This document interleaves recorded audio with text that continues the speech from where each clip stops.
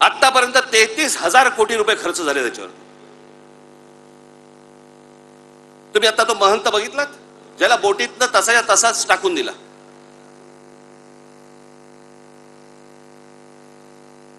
तिकडच्या घाटांवरती तिथे प्रेत जाळली जात आहेत।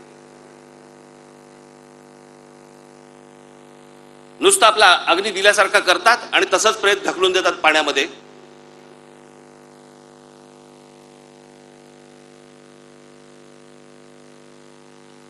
हा कोणता धर्म?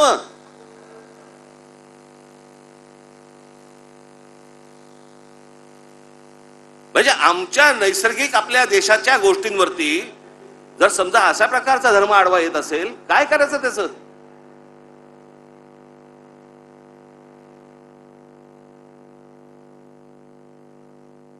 आपल्या गोष्टींमध्ये आपण सुधारणा नको का करायला?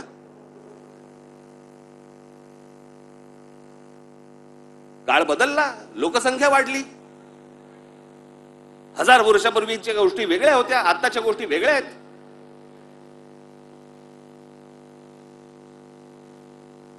हेच सगळे विधी आटपण्यासाठी म्हणून त्याच इथे वेगळ्या एका घाटावरती एखादी जागा करता येत नाही का? मग काय सांगतात लोक? ऐकत नाहीत। ऐकत कसे नाहीत? दारू पिऊन गाडी चालवल्यावरती पोलीस पकडतात, हे समजल्यावरती लोक टॅक्सीने जायला लागले की नाही? पिऊन झाली की नाही सुधारणा?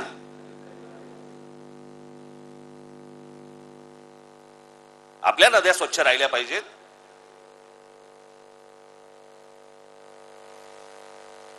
या सगळ्या नद्यांवरचे जे काही मधले मधले भाग आहेत, इतके गलिच्छ आहेत, इतके गलिच्छ।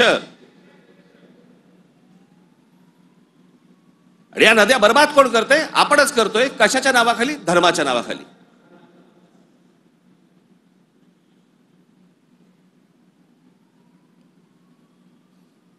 प्रत्येकाला आपापला धर्म प्यारा असतो, प्रत्येकाने आपापल्या धर्मामध्ये सुधारणा केल्या पाहिजेत। मी ज्या वेळेला हे गंगेवरचं ज्यावेळेला मी पाहत होतो सगळ्या गोष्टी, मला कळेना हे कसं काय चाललंय।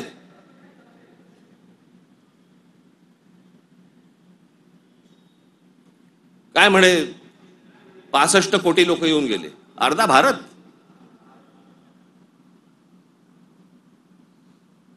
चला त्यातले आपण 5 लाख आपण पकडूया, व्हीव्हीआयपी आणि व्हीव्हीआयपी।